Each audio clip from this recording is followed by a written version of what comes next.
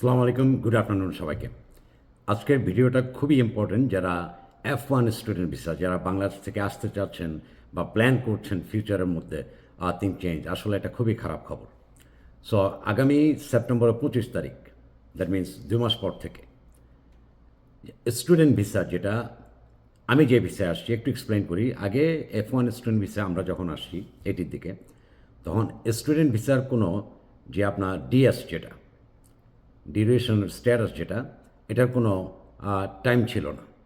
As long আপনি আমেরিকাতে আসার পর যদি F1 স্টুডেন্ট ভিসা যদি মেনটেন করেন, মনে করেন আপনি স্কুলে যাচ্ছেন, একটা মিনিমাম একটা গ্রেড আপনি মেনটেন করতেছেন, আপনি যতদিন খুশি থাকতে পারতেন ইউএসের মধ্যে। এটা 25 তারিখ থেকে সেই ডিএসটা চেঞ্জ হচ্ছে।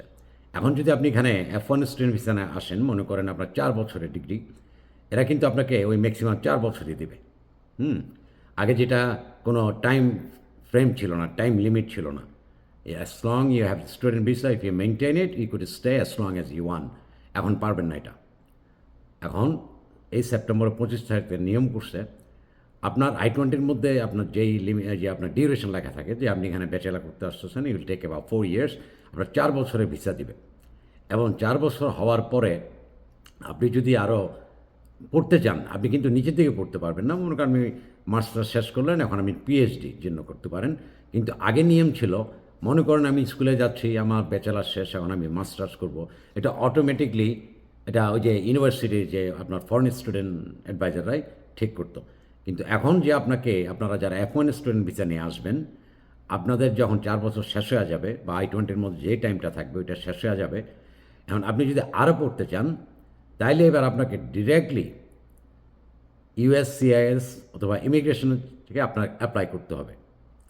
আগে যেমন ছিল যে আপনার স্টুডেন্ট ভিসা নিয়ে আসতেন, আসার পর আপনার স্কুল শেষ হয়ে গেল, ইউনিভার্সিটি শেষ হয়ে গেছে, আপনি 60 দিনের মধ্যে চলে যেতে পারতেন।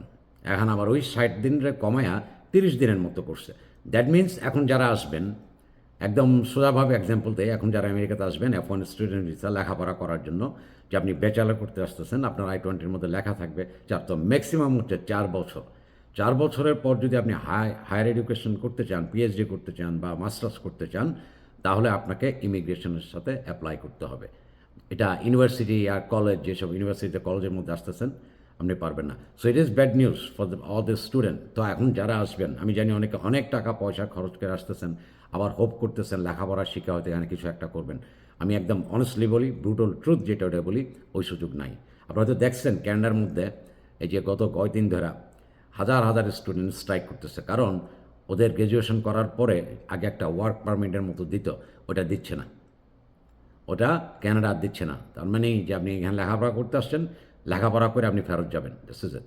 সো যারা আমেরিকাতে আসতে চাইতেছে, আমি তাদের সাজেস্ট করবো, আমেরিকা ইজ গেটিং টাফ, বিশেষ করে F1 স্টুডেন্ট ভিসা যারা আসতে চাইতেছেন। কিন্তু যারা স্টুডেন্ট ভিসা নিয়ে এখানে এসে লেখাপড়া করে ফেরত যেতে চান, ইজ ওকে, তাদের জন্য এটা ভালো। কিন্তু বেশিরভাগ আপনারা যারা এখানে আসেন, সবাই চিন্তা করেন যে লেখাপড়া করার পরে এখানে একটা চাকরি করতে পারবেন, ওই সম্ভাবনাটা একদম নাই বললেই এখন চলে। আমি জানি না ট্রাম্প যাওয়ার পর এটা চেঞ্জ হবে কি না, এই যে F1 স্টুডেন্ট ভিসার যেটা। কারণ আমি যখন আসছি এটির দিকে, আমাদের ভিসার কোনো লিমিটেশন ছিল না। আমাদের একটা কন্ডিশন ছিল যে আমাকে ফুল টাইম স্টুডেন্ট থাকতে হবে, তাইলে আমার F1 স্টুডেন্ট ভিসাটা আপনার আনলিমিটেড পিরিয়ড অফ টাইম থাকবে। কিন্তু এখন এটা নাই। এখন আপনি ম্যাক্সিমাম টাইম দিচ্ছে 4 ইয়ার্স। এবং স্কুল শেষ করার পরে আগে যেটা 60 দিনের একটা 60 ডেজের একটা টাইম থাকতো, যে আপনি দেশে চলে যাবেন বা যে দেশটা আছে ওই দেশে ফেরত যাবেন, বা একটা চাকরির মধ্যে ঢুকলেন কিছু একটা, ওটা এখন করছে 30 দিন। হ্যাঁ, 30 ডেজ। আর ফরেন স্টুডেন্ট যেটা H1 visa, getting H1 visa is getting very very tough. আগে যেমন কোম্পানিরা স্কুল থেকে আপনারা হায়ার করতো, আপনার যদি এক্সট্রা অর্ডিনারি কোনো কোয়ালিটি থাকতো বা আপনার এডুকেশনাল অ্যাচিভমেন্ট থাকতো, কিন্তু ওই সম্ভাবনা এখন নাই। হ্যাঁ, সো আমি এটা বাংলাদেশে বিশেষ করে যারা দেখতেছেন বা যাদের আত্মীয় স্বজন আমেরিকাতে থাকে, F1 স্টুডেন্ট ভিসা নিয়ে আসতে চাইতেছেন, এই নিয়মটা, এই লটা সবাই জানাবেন। এটা কিন্তু ওই সেপ্টেম্বরের 25 তারিখ থেকে এই লটা শুরু হবে। আবারও বলি, F1 স্টুডেন্ট ভিসা নিয়ে এখন যারা আসবেন, আপনাদেরকে একটা লিমিটেড টাইম দেওয়া হবে, হুইচ ইজ 4 ইয়ার্স। এবং 4 ইয়ার্সের পরে যদি আপনি আরও কিছু পড়তে চান, উপর দিকে পড়তে হবে, নিচের দিকে না। যে পড়তে চান, এটা ইমিগ্রেশন থেকে ডিরেক্টলি আপনাদের অ্যাপ্রুভ হয়ে আসতে হবে। এটা এই ইউনিভার্সিটি আর করতে পারবে না, যে আমাদের সময় ইউনিভার্সিটি করতো, ফরেন অ্যাডভাইজাররা করতো, এখন আর পারবে না। It is bad news, it is bad news for all the foreign student. আমি সাজেস্ট করবো আপনারা আমেরিকায় না এসব অনেকটা ইউরোপ, অস্ট্রেলিয়া এইসব জায়গায় দেখেন। কারণ আমেরিকাতে যদি আসেন খালি শুধু লেখাপড়া যদি করতে আসেন, ইটস গুড, লেখাপড়া করবেন, পয়সা খরচ করবেন, চলে যাবেন। আর যদি এখানে এসে মনে করেন যে না, কোনো একটা কিছু করে আপনি থাকার চেষ্টা করতেছেন, ওই আশা নিয়ে এখানে আইসেন না। হ্যাঁ, তো সবাই ভালো থাকবেন, সবাই সুস্থ থাকবেন। প্লিজ আমার এই ভিডিওটা সবাই একটু শেয়ার করে দিন। It's only for F1 student visa.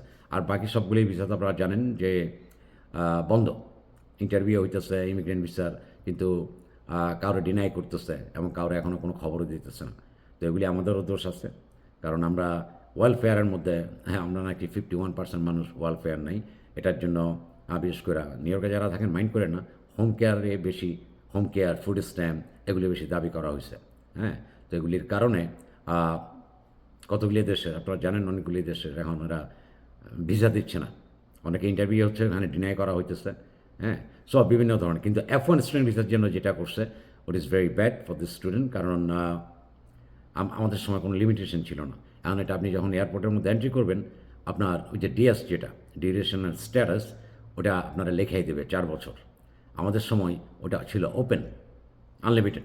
যতদিন আমার স্টুডেন্ট ভিসা থাকবে, আমি যতদিন স্টুডেন্ট ভিসা মেনটেন করবো, I could stay in United states legally. But আপনারা এখন যারা আসবেন, আপনার স্কুল শেষ করার পরে you have only 30 days। 30 days মতো চাকরি পাবেন, নাহলে দেশে ফেরত যেতে হবে। তো জিনিসগুলি চিন্তা ভাবনা করে আপনারা আমেরিকার মধ্যে আসেন। হ্যাঁ, আমার এই ভিডিওটা সবাই আপনারা শেয়ার করেন। Thank you very much. সবাই ভালো থাকবেন, সবাই সুস্থ থাকবেন। আপনার যদি কোনো কোয়েশ্চেন থাকে, আপনারা ইউনিভার্সিটির সাথে ডাইরেক্ট যোগাযোগ করতে পারেন, আমার ইনবক্স করতে পারেন। হ্যাঁ, কিন্তু জিনিসটা সবার সাথে শেয়ার করেন। আমি জানি বাংলাদেশ থেকে অনেক স্টুডেন্ট এখানে আসতে চাইতেছে। আমার সাজেশন হলো ডু নট কাম। এত কড়াকড়ির মধ্যে এখানে আইসা লাভ নাই। একান্তই যদি আপনি না, আপনার টাকা আছে, যথেষ্ট ফাইন্যান্সিয়াল সাপোর্ট আছে, আপনি আসবেন, লেখাপড়া করে চলে যাবেন, দ্যাটস ফাইন। কিন্তু কেউ আইসা যদি এখানে থাকার চিন্তা ভাবনা করেন, ওটা আপাতত নাই বললেই চলে, এটা স্বপ্ন হয়ে গেছে এখন। হ্যাঁ, খোদা হাফেজ, সবাই ভালো থাকবেন।